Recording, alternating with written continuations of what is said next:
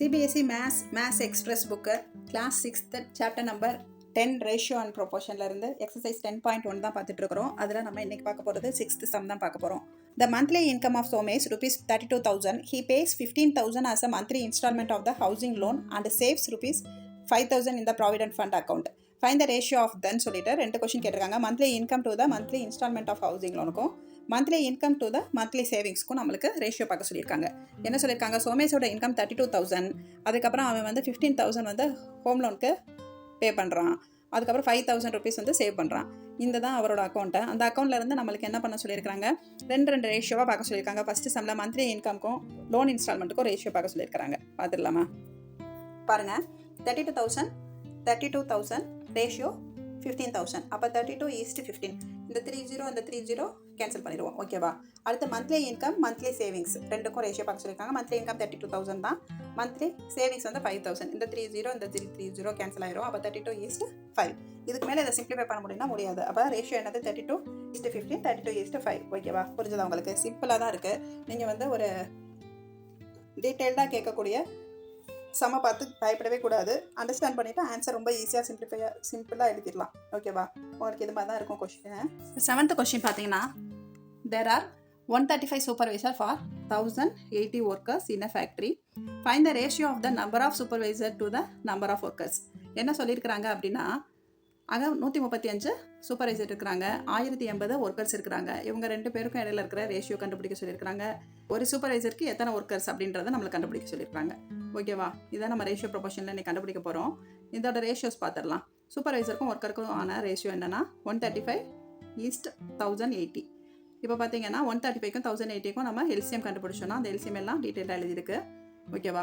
இதில் வந்து 5×3×3×3 சேம் ரெண்டுலேயுமே இருக்கும்போது அதை மட்டும் ரவுண்ட் பண்ணிக்கிறத கேன்சல் பண்ணிடுறோம். ரிமைன் 2 இருக்குது, மேலே 1, கீழே 2×2×2 8, 1/8. அப்போ ஆன்சர் என்ன வருது? 1:8. அதான் ஆன்சர். அப்போ ஒரு சூப்பர்வைசருக்கு 8 ஒர்க்கர்ஸ், அதான் ரேஷியோ. சரியா? ஒரு சூப்பர்வைசர் 8 ஒர்க்கர்ஸை மானிட்டர் பண்ணுறாங்க. புரிஞ்சதா உங்களுக்கு? இதான் அந்த ஃபேக்ட்ரியில் ஒர்க் ஆகிட்டு இருக்கு. இந்த ரேஷியோ தான் நம்ம கண்டுபிடிச்சிருக்கிறோம். ஓகே, வாங்க இப்போ நம்ம 8th சம் பார்த்துடலாம். A car covers 50 km in 1 hour and a train covers 90 km in 1 hour. Find the ratio of the speed of the car to that of the train. ஓகேவா? அதோட ஸ்பீடை மட்டும் நம்மளுக்கு கால்குலேட் பண்ணி அதோட ரேஷியோ கண்டுபிடிக்க சொல்லியிருக்காங்க. ஹிண்ட் கொடுத்துருக்காங்க. ஸ்பீடை வந்து எப்படி கண்டுபிடிக்கணும்னா டிஸ்டன்ஸ் டிவைடட் பை டைம் அப்படின்னு. அப்போ முதல்ல நம்ம speed of the car, speed of the train கண்டுபிடிச்சிக்கிறோம். Distance divided by time. அப்போ 50 km distance, 1 hour time. So 50 divided by 1. அப்போ ஆன்சர் என்ன வரும்? 50 km/h. இந்த மாதிரி வரும். அப்போ ஸ்பீட் ஆஃப் த ட்ரெயின் அதே மாதிரி தான் 90 km/h. இப்போ ரேஷியோ எதுக்கு கண்டுபிடிக்கணுமோ 50க்கும் 90க்கும் தான். ஓகேவா? நம்ம ஏன் டேரெக்டாக 50க்கும் 90க்கும் கண்டுபிடிக்கக்கூடாது அப்படின்னா 50 km 1 hourனு கொடுத்துருக்காங்களா? 1 hour கொடுத்துருக்காங்க இல்லையா? இந்த 1 hour இது ரெண்டையும் நம்ம என்ன பண்ணுறோம், ஸ்பீடாக கன்வெர்ட் பண்ணோம்னா டிஸ்டன்ஸ் பை டைமு. km/hன்றது நம்மளுக்கு சேமாக ஒரே டைமில் ஒரே இடத்துல வரணும். ஓகேவா? கிலோமீட்டர் தனியாக, ஹவர்ஸ் தனியாக இருக்குது. இப்போ அது ரெண்டையும் ஸ்பீடில் நம்ம ஈக்குவல் பண்ணியிருக்கிறோம். இப்போ நம்ம ரேஷியோ கண்டுபிடிக்கலாம். அப்போ ரேஷியோ ரேஷியோ என்ன வரும்? 5:90. 5:90 நம்ம 0 கேன்சல் பண்ணிடுமா? 5:9. இதான் ஆன்சர். ஓகேவா? வாங்க நம்ம 9th சம் பார்க்கலாம். இப்போ 9th சம் பார்த்தோன்னா, த cost of 10 notebooks rupees 330 and the cost of 2 pens rupees 44. Find the ratio of the cost of notebook to the cost of a pen. ஓகேவா? அப்போ 10 நோட்புக்கோட விலை கொடுத்துருக்காங்க, 2 பேனாவோட விலை கொடுத்துருக்காங்க. நம்ம ஒரு நோட்புக்கோட விலையும் ஒரு பேனாவோட விலையும் என்ன பண்ண சொல்லியிருக்காங்க, ரேஷியோ பண்ண சொல்லியிருக்காங்க. அப்போ என்ன பண்ணணும், சொல்யூஷன் பார்த்துடலாமா?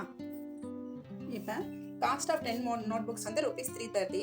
அப்போ காஸ்ட் ஆஃப் 1 நோட்புக்கோட ப்ரைஸ் பார்த்தா 330 divided by 10. அப்போ 0 கேன்சல் ஆயிரும். ஒரு நோட்புக்கோட விலை 33 rupees. ஓகேவா? 33 rupees. Cost of 2 pen is rupees 44. அப்போ காஸ்ட் ஆஃப் அ பென், ஒரு பேனாவோட விலை 44 divided by 2. 1 2 is 2, 2 2s are 4, 2 2s are 4. So 22 2s are 44. அப்போ ஆன்சர் 22. ஒரு பேனாவோட விலை 22. அப்போ நம்மளுக்கு ரெக்கார்ட் ரேஷியோ என்னது? ஒரு நோட்புக்கோட ரேஷியோவும் ஒரு பெண்ணோட ரேஷியோவும் நம்ம என்ன பண்ணணும், ஈக்குவல் பண்ணணும். அப்போ 33 ரேஷியோ 22. அப்போ 3:2. அப்போ இங்கே பாருங்கள், 2 11s are 22, 3 11s are 33. அப்போ அந்த ரேஷியோவில் நம்ம சிம்ப்ளிஃபை பண்ணோம்னா 3:2 தான் ஆன்சர். புரிஞ்சதா? வாங்க நம்ம இப்போ 10th சம் பார்த்துடலாம்.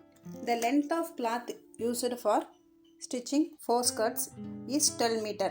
4 ஸ்கர்ட்டை வந்து 12 மீட்டர் துணியில் தைச்சிடலாம். And the length of cloth used stitching 3 tops 3 tops தைக்கிறதுக்கு 3.6 மீட்டர் துணிக்கு தேவைப்படுது அப்படி சொல்லியிருக்கிறாங்க. இப்போ நம்மளை என்ன சொல்லியிருக்காங்க, find the ratio of length of the cloth used for stitching 1 skirt to the length of the cloth used for stitching in 1 top. கொடுத்துருக்கிறது 4 ஸ்கர்ட்டுக்கு 3 டாப்புக்கு கொடுத்துருக்காங்க. நீங்கள் 1 ஸ்கர்ட்டுக்கும் 1 டாப்புக்குமான ரேஷியோ நம்மளை கண்டுபிடிக்க சொல்லியிருக்காங்க. வாங்க நம்ம இப்போ சொல்யூஷன் பார்த்துடலாம்.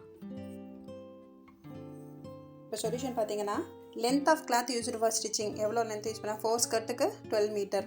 அப்போ ஒரு ஸ்கர்ட்டுக்கு 12/4 மீட்டர், 1 4 is 4, 3 4s are 12, அப்போ 3 மீட்டர்.